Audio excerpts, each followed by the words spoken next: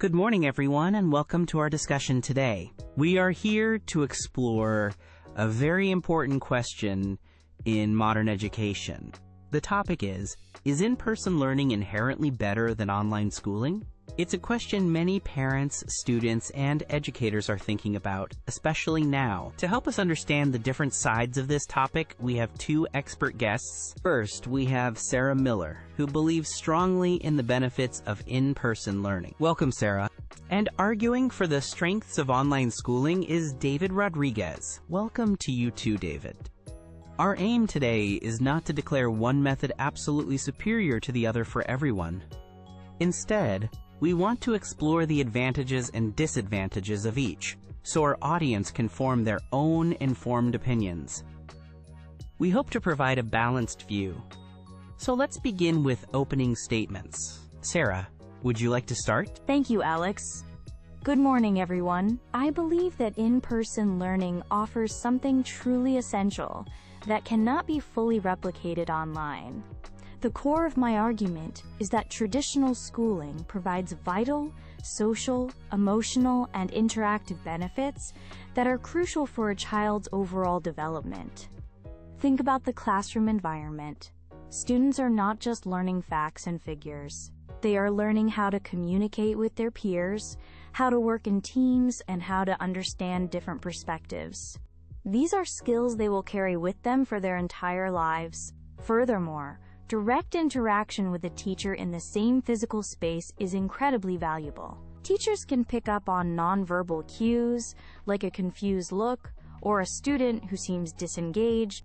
This allows them to provide immediate, personalized feedback and support, in a way that's often more challenging online.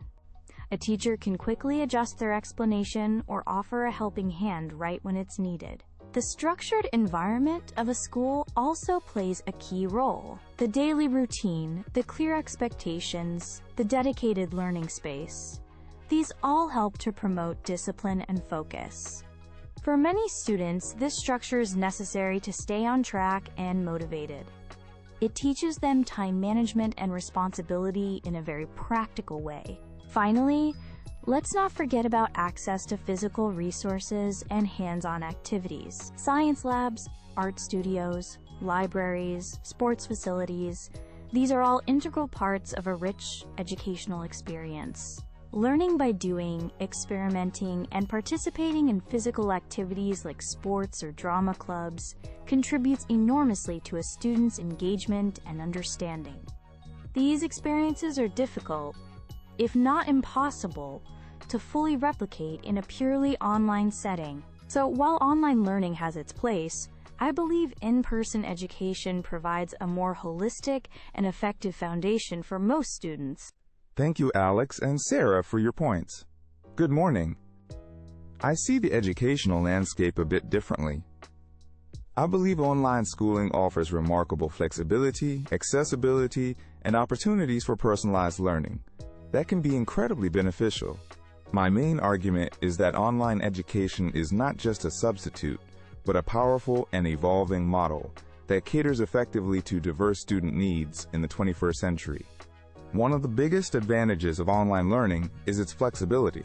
Students can often learn at their own pace. If they understand a concept quickly, they can move on.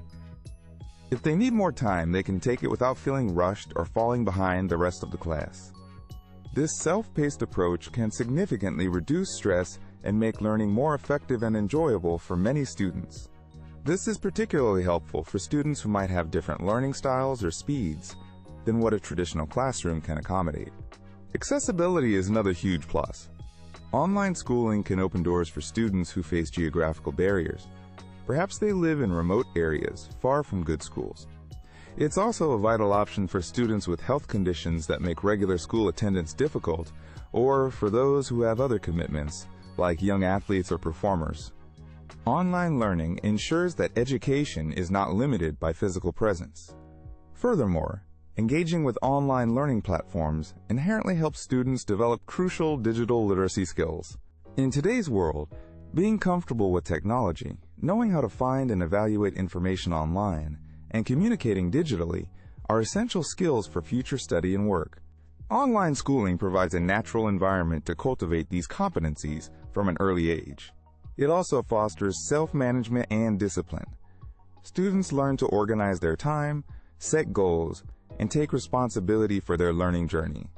These are valuable life skills that go beyond academic knowledge. So, while I respect the traditional model, I am convinced that online schooling offers unique and significant advantages that make it a better fit for many students today. Thank you both for those clear opening statements.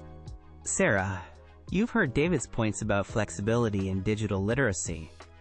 What is your response to that? You have about 250 words for your rebuttal. Thank you, Alex. David, you've raised some interesting points, but I have some concerns. You mentioned the flexibility of online learning, and while that can be an advantage for some, for many others, it can be a real challenge. Without the fixed schedule and direct oversight of a teacher in a classroom, many students, especially younger ones, may struggle with procrastination and a lack of structure. It requires a high level of self-discipline that not all students possess or have had the chance to develop yet. Regarding digital literacy, I agree it's important. However, this is not exclusive to online schooling. Traditional schools are increasingly integrating technology into their curriculum. Students use computers, learn coding, and develop digital skills within the school environment too. So it's not an either-or situation. Digital literacy can and is being effectively taught in physical schools. You also spoke about personalized pace. While it sounds good, there's a risk of increased isolation. Learning isn't just about absorbing information individually. It's also about discussion, debate, and collaborative problem-solving with peers. These rich, spontaneous interactions are much harder to achieve online, even with breakout rooms and forums. The organic social learning that happens in a classroom, the quick exchanges, the shared laughter, the support during a tough task, is invaluable. This social interaction is fundamental for holistic development, for building empathy, and for learning to navigate social situations. We must not underestimate the impact of this on a child's emotional well-being and social skills. These are often learned implicitly through daily face-to-face contact. Therefore, while online tools can supplement learning, they cannot fully replace the comprehensive experience of in-person education. Thank you, Sarah. David, Sarah has raised concerns about procrastination, isolation, and the idea that digital literacy isn't exclusive to online learning. What's your response to these points? You also have about 250 words. Thank you, Alex. Sarah, I understand your concerns, but I believe the picture of online learning is more positive and adaptable than you suggest. You mentioned social interaction. It's true that face-to-face interaction is different, but online platforms are constantly evolving to foster connection and collaboration. Students can work on projects together using shared documents, participate in live video discussions, join virtual clubs, and interact in moderated forums. These methods can actually encourage participation from students who might be shy in a traditional classroom setting. It is a different kind of social interaction, but it can be very meaningful and effective in developing communication skills for the digital age. Regarding direct teacher support, you suggested it's less effective online. I disagree. Online tools like one-on-one video calls, instant messaging, and detailed feedback on digital assignments can provide very personalized and timely support. Teachers can track student progress closely through learning analytics and intervene when needed, sometimes even more efficiently than in a large physical classroom. You also brought up distractions at home. While it's true that a home environment needs to be managed for learning, schools are not always free from distractions either. A noisy classroom, peer pressure, or bullying can be significant distractions in traditional schools. With proper guidance and structure, a home learning environment can be tailored to be calm and focused for the individual student. And finally, to reiterate the benefit of self-paced learning, it truly respects diverse learning styles and needs. Not everyone thrives in a one-size-fits-all classroom. Online learning allows for differentiation in a way that is often difficult to achieve on a large scale in traditional settings. This personalization can lead to deeper understanding and greater confidence for many students. Some very strong arguments from both sides. Let's delve a bit deeper into a specific area. My question for both of you is this: how do both models, in-person and online, cater to students who might need extra support or have different learning styles? Sarah, perhaps you can start by discussing the in-person approach for these students. Certainly, Alex. When it comes to students who need extra support or have diverse learning styles, I believe the in-person model has distinct advantages. In a physical classroom, teachers are often able to identify struggling students more quickly. They can observe a student's body language, their level of engagement, and their interactions with peers on a daily basis. These nonverbal cues are very important indicators that a student might need help, even if they don't ask for it directly. This allows for early intervention and targeted support.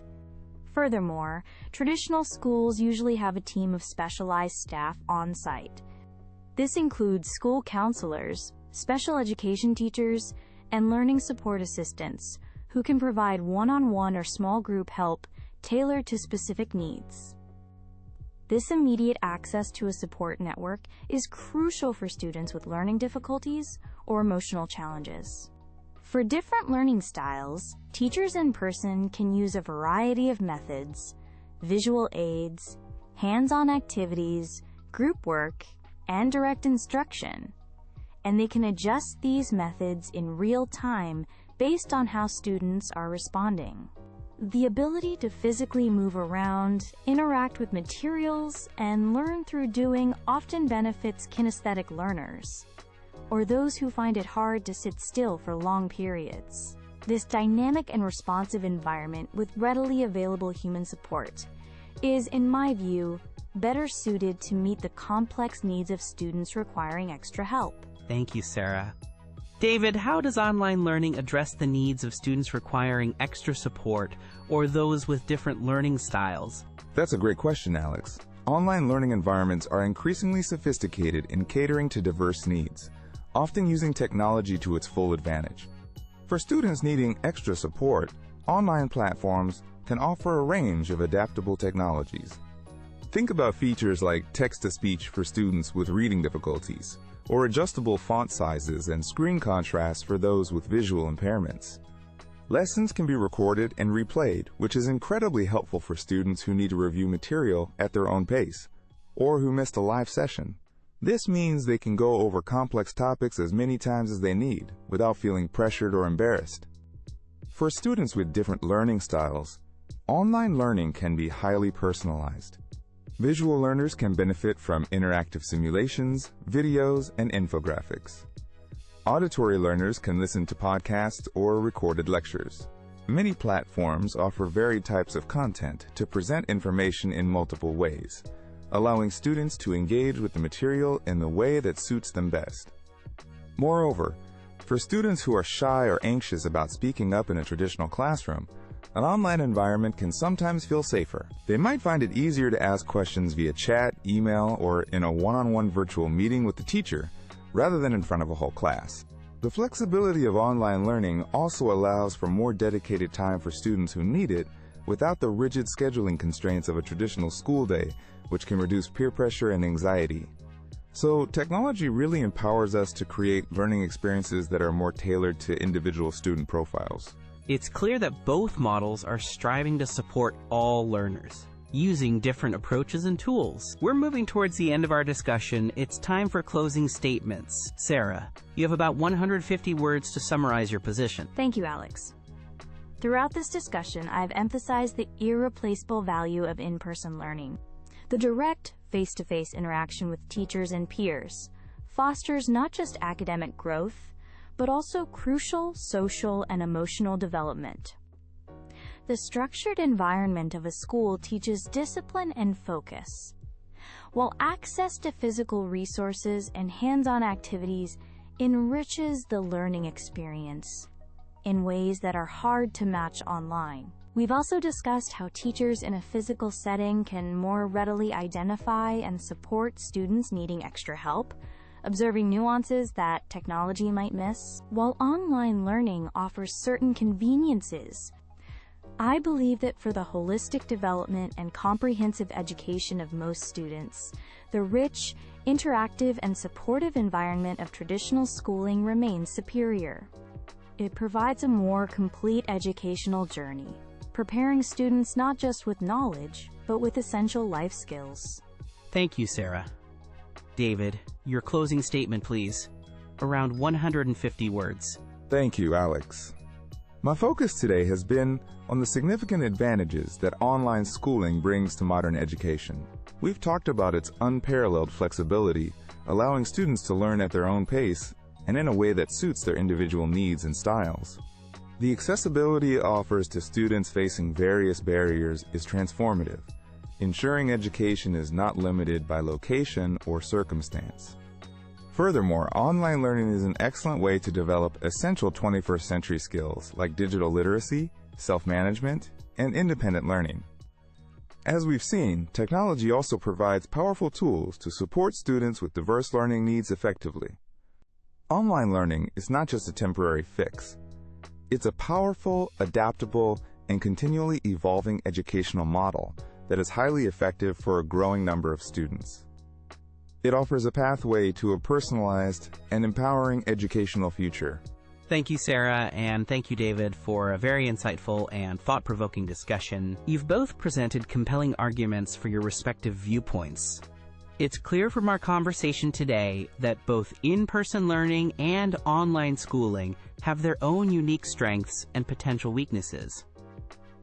In-person schooling offers rich social interaction and a structured environment, while online learning provides great flexibility and accessibility. Perhaps the key takeaway is that there isn't a single better option that fits every student in every situation. The most effective educational approach likely depends on individual student needs, their personality, their family circumstances, and of course, the quality of the specific program, whether it's online or in person. Hopefully, our discussion has given our audience plenty to consider. Thank you all for joining us today.